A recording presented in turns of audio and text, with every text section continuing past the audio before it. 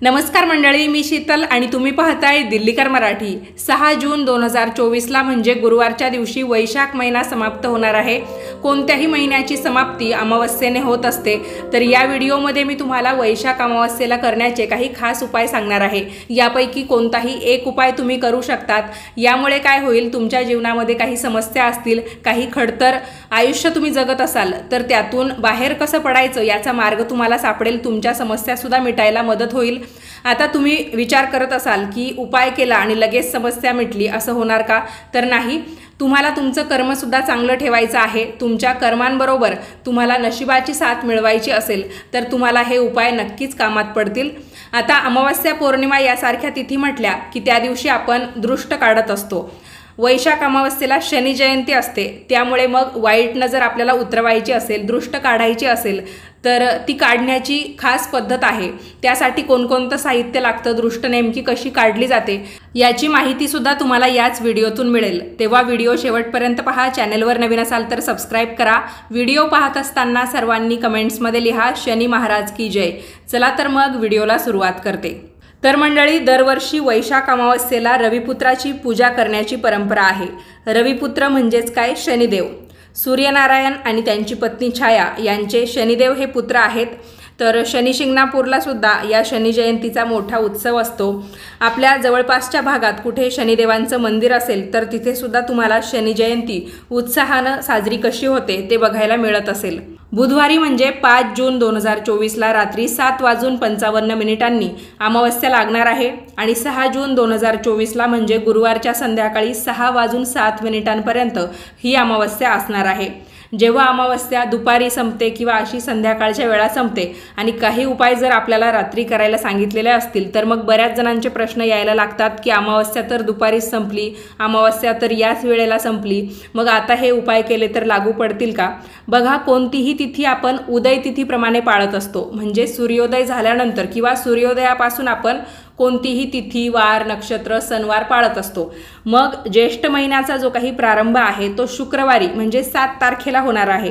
त्यामुळे एखादा उपाय समजा तुम्हाला कुणी रात्री करा असं सांगितलेला असेल आणि अमावस्येची वेळ जरी संपून गेलेली असेल तरी पण तो उपाय लागू पडतो। आता मी तुम्हाला शनी जयंतीच्या दिवशी करण्याचे काही खास उपाय सांगते। यामुळे तुम्हाला तुमचं इच्छित वरदान सुद्धा प्राप्त होईल आणि शनिदेवांचा आशीर्वाद सुद्धा मिळेल।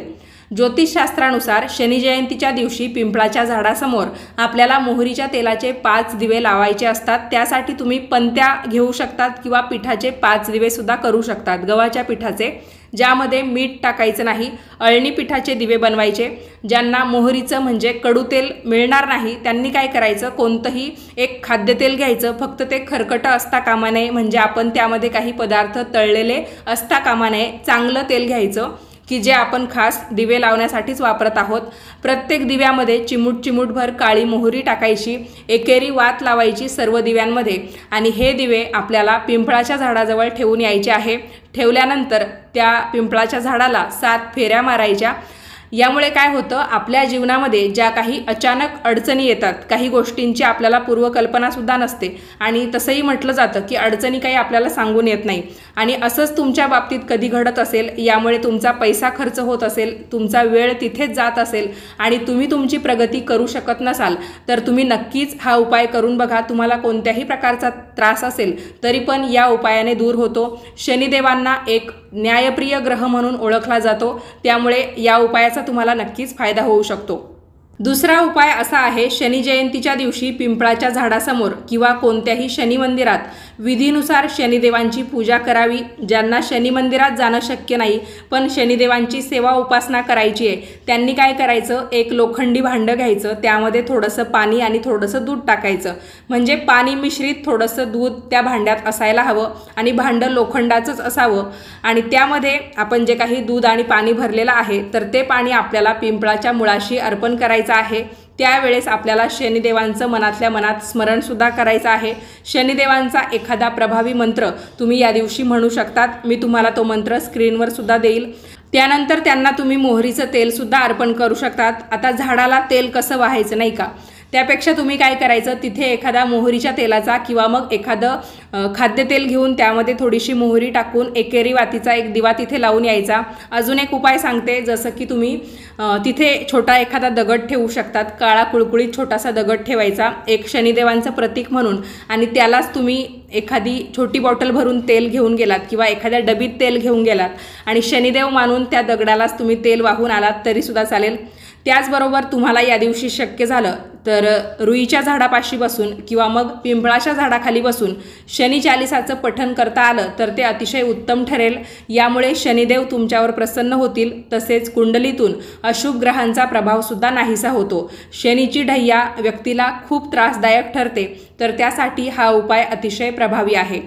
यानंतरचा तिसरा उपाय असा आहे, या दिवशी तुम्हाला तुमची सावली दान करायची आहे। आता तुमच्या मनात लगेच प्रश्न तयार होईल, सावली कशी दान करायची आणि ती कोण घेणार? तर व्यवस्थित अर्थही तुम्हाला मी समजून सांगते। शनी जयंतीला सावली दान करणं खूप शुभ मानलं जातं। हा उपाय करण्यासाठी सर्वप्रथम तुम्हाला एखाद्या लोखंडाच्या वाटीमध्ये किंवा मग तुमच्याकडे कांस्याची पितळेची वाटी असेल तर ती तुम्ही घेऊ शकतात। अगदी स्वस्तामध्ये आपल्याला हे उपाय करण्यासाठी, म्हणजे थोडंसं कमी दर्जाचं ते पितळ असतं किंवा कांस्य असतं किंवा मग लोखंडाची वाटी तुम्हाला घ्यायची असेल तर यापैकी कोणत्याही एक प्रकारची वाटी तुम्हाला घ्यायची आहे। त्या भांड्यामध्ये तुम्हाला खाद्यतेल टाकायचं आहे। मोहरीचं असेल तर मोहरीचं टाका, नाहीतर कोणत्याही प्रकारचं तुम्ही जे तेल तुमचे खाद्यपदार्थ बनवण्यासाठी वापरता तर ते तेल तुम्हाला त्या वाटीमध्ये टाकायचं आहे। त्या वाटीमध्ये म्हणजे तेलात तुम्हाला 1 रुपयाचं एक नाणंसुद्धा ठेवायचं आहे आणि त्या तेलाच्या वाटीत तुम्हाला तुमचा चेहरा पाहायचा आहे आणि नंतर तुम्हाला ही तेलाची वाटी एखाद्या गरीब व्यक्तीला दान करायची आहे। जर तुम्हाला गरजू व्यक्तीला हे दान करणं शक्य नसेल किंवा तुम्हाला असं वाटत असेल की आजकाल या वस्तू पहिल्यासारखं कुणीही स्वीकारत नाही, तर तुम्ही काय करायचं, ही सावली दान केलेली तेलाची वाटी आहे तर ती एखाद्या पाण्याच्या ठिकाणी किंवा एखाद्या निर्जन स्थळी घेऊन जायची। एक दिवासुद्धा तुमच्यासोबत घेऊन जायचा आणि त्या दिव्यामध्ये तुम्ही ते सावली बघितलेलं तेल दिव्यात टाकून तो दिवा प्रज्वलित करून ते नाणंसुद्धा त्यामध्ये टाकून आणि ती जी वाटी असेल लोखंडाची, पितळेची किंवा कांस्याची तर तीसुद्धा तिथेच ठेवून यायची। पुन्हा मागे वळून बघायचं नाही।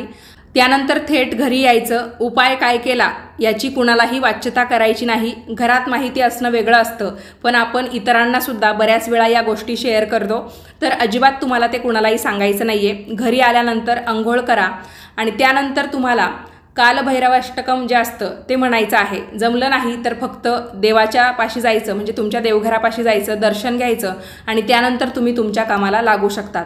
शनी जयंती अर्थात वैशाख अमावस्येच्या निमित्ताने तुम्हाला जर तुमच्या घरातील एखाद्या व्यक्तीची दृष्ट काढायची असेल, नजर काढायची असेल तर ती काढण्याची योग्य पद्धत काय किंवा त्यासाठी काय काय साहित्य लागतं ते मी तुम्हाला सांगते। ही जी नजर आहे ती तुम्ही तुमच्या घरातील कोणत्याही वयाच्या व्यक्तीची काढू शकतात, म्हणजे लहान मुलं असतील, वृद्ध माणसं असतील, आजारी व्यक्ती असतील तरीसुद्धा चालणार आहे।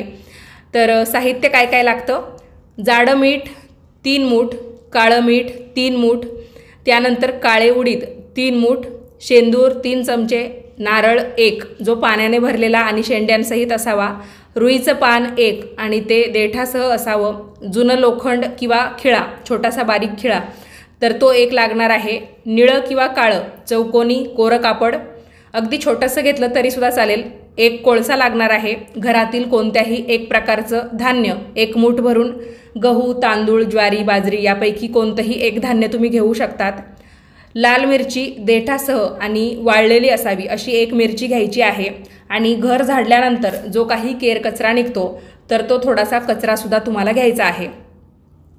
तर लाल कपड्यामध्ये या सर्व वस्तू तुम्हाला बांधून घ्यायच्या आहे, म्हणजे लाल कपड्यात या सगळ्या वस्तू टाकल्या की त्याचं गाठोडं तयार करून घ्यायचं आणि ज्या व्यक्तीची दृष्ट काढायची आहे त्याला तुमच्या घराच्या मुख्य दरवाजामध्ये किंवा कोणत्याही एका ठिकाणी बसवायचं। दृष्ट काढणाऱ्याचं तोंड पश्चिम दिशेला गेलं पाहिजे आणि ज्याची दृष्ट काढायची आहे त्याचं तोंड पूर्वेला गेलं पाहिजे, अशा पद्धतीने बसायचं। 7 वेळा हे साहित्य त्या व्यक्तीवरून उतरवायचं आणि त्यानंतर तुम्हाला हे सगळं साहित्य एखाद्या निर्जन स्थळी फेकून द्यायचं आहे, म्हणजेच टाकून द्यायचं आहे, जिथे कुणीही ते ओलांडायला जाणार नाही।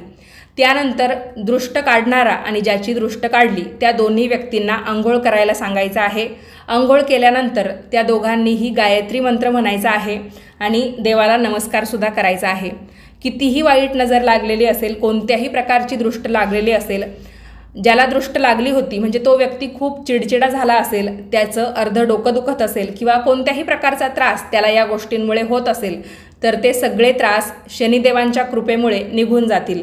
तेव्हा हा उपाय शनी जयंतीच्या दिवशी आवर्जून करा, कारण शनी अमावस्या असेल किंवा शनी जयंती असेल, शनींसंबंधित ज्या काही तिथी आहे त्या आपल्याला खूप दिवसातून बघायला मिळतात, जसं की वर्षातून 6 महिन्यातून एकदाच। त्यामुळे हा दिवस लवकर येत नाही। या दिवसाचा तुम्ही जितका चांगल्या प्रकारे फायदा घ्याल तितका घेऊ शकतात। तर मग नक्की करा हा उपाय। व्हिडिओबाबतच्या तुमच्या प्रतिक्रिया आणि प्रश्न आम्हाला कमेंट्स करून कळवा। व्हिडिओ तुम्हाला आवडला असेल तर व्हिडिओला लाईक करा, जास्तीत जास्त लोकांना शेअर करा, म्हणजे त्यांनासुद्धा या माहितीचा उपयोग होईल। भेटूयात पुढच्याच नवीन व्हिडिओमध्ये। तोपर्यंत सर्वांनी आपापली काळजी घ्या आणि अशाच पद्धतीचे नवनवीन माहितीचे व्हिडिओ पाहण्यासाठी तसेच ऐकण्यासाठी आजच आपल्या दिल्लीकर मराठी या यूट्यूब वाहिनीला सबस्क्राईब करा। हा व्हिडिओ पाहिल्याबद्दल तुम्हा सर्वांचे खूप खूप धन्यवाद।